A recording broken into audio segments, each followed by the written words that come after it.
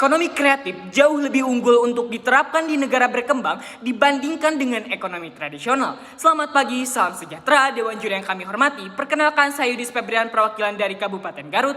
Pada kesempatan kali ini saya berperan sebagai pembicara pertama dari tim pemerintah. Secara tegas dan lugas saya menyetujui mosi perdebatan kali ini. Dewan Juri yang terhormat, masuk ke dalam pembahasan selanjutnya. Di sini saya akan membawa 3 definisi dan 2 argumentasi utama. Sebelum memasuki argumentasi utama, di sini saya akan menyampaikan latar belakang mosi terlebih dahulu untuk membawa perdebatan yang objektif dan komprehensif.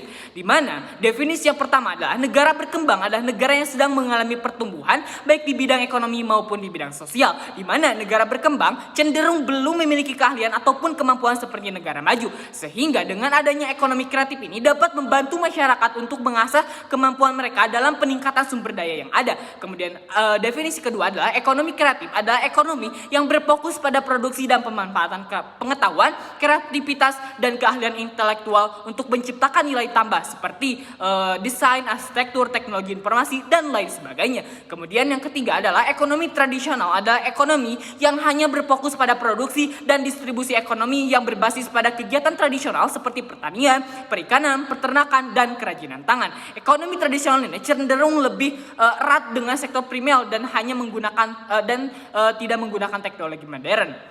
Latar belakang adanya mosi kali ini adalah bahwa berdasarkan status quo saat ini banyak sekali masyarakat di negara berkembang yang sudah melek akan teknologi digital Dewan Juri yang hormat. Sehingga dengan hadirnya ekonomi kreatif saat ini dapat membantu masyarakat dalam mengembangkan kemampuan yang mereka miliki. Dewan Juri yang kami hormati, untuk kita ketahui bersama bahwasanya negara berkembang sering mengalami pergeseran struktur ekonomi dari sektor pertanian ke sektor industri dan jasa. Pergeseran ini biasanya dihasilkan oleh pengembangan teknologi dan urbanisasi.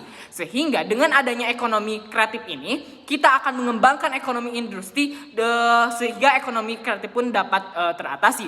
Kesepahaman saya dengan mosi kali ini didasari oleh 2 argumentasi utama, di mana argumentasi pertama saya adalah ekonomi tradisional bergantung kepada alam, sedangkan ekonomi kreatif lebih fleksibel. Ekonomi tradisional seperti pertanian atau agraris sering kali bergantung pada sumber daya alam yang ada di dalam masyarakat. Pertanian misalnya sangat tergantung pada cuaca, tanah yang subur, dan faktor alam lainnya. Ketika terjadi bencana alam atau fluktuasi dalam kondisi alam, sektor ekonomi ini rentan mengalami kerugian dan ketidakstabilan. Hal ini berdampak pada ketahanan pangan, pendapatan petani, dan stabilitas ekonomi secara keseluruhan. Di sisi lain, ekonomi kreatif menawarkan fleksibilitas yang lebih besar dalam menghadapi tantangan dan perubahan lingkungan. Dalam ekonomi kreatif, kreativitas dan ide-ide baru menjadi sumber nilai dan pertumbuhan ekonomi. Fleksibilitas ekonomi juga terlihat dalam adaptabilitas terhadap perubahan tren dan permintaan pasar. Penyesuaian model bisnis, dan pemanfaatan teknologi. Ini memberikan keunggulan komparatif bagi negara berkembang dalam menjawab tuntutan pasar yang terus berkembang. Lebih lanjut, ekonomi kreatif juga memberikan peluang ekonomi yang lebih inklusif sebagai sektor yang berbasis pada keterampilan dan kreativitas manusia.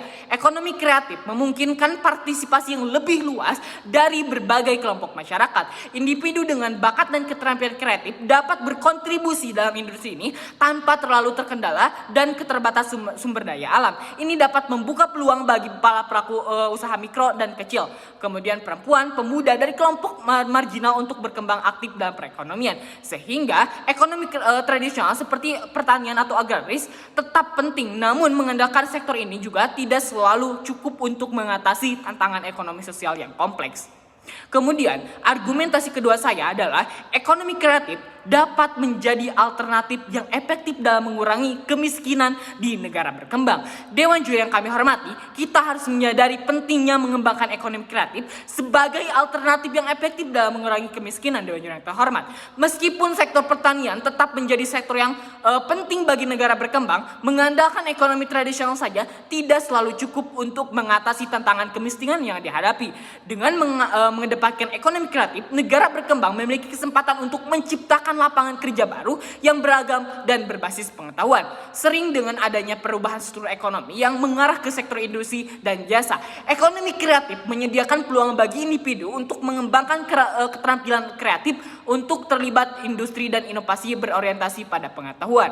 Sehingga dalam ekonomi kreatif yang terbatas, dalam diwujudkan menjadi produk dan layanan yang diminati oleh pasar, Dewan Juri yang terhormat, memungkinkan pelaku usaha kecil untuk tumbuh dan berkembang. Dengan demikian, mengedepankan ekonomi kreatif sebagai alternatif dalam mengurangi kemiskinan, memberikan peluang nyata bagi negara berkembang untuk menciptakan lapangan kerja baru, memperluas kesempatan usaha mikro dan kecil, dan meningkatkan pendapatan masyarakat. Selain itu juga dapat mendorong kreativitas dan inovasi masyarakat yang berkelanjutan dan menghadapi tantangan kemiskinan secara lebih holistik. Melalui pengembangan ekonomi kreatif, negara berkembang juga dapat meningkatkan daya saing dan berkelanjutan ekonomi mereka. Dalam era globalisasi dan persaingan global, industri kreatif telah menjadi salah satu sektor yang tumbuh pesat dan memiliki sumber potensi ekspor yang besar.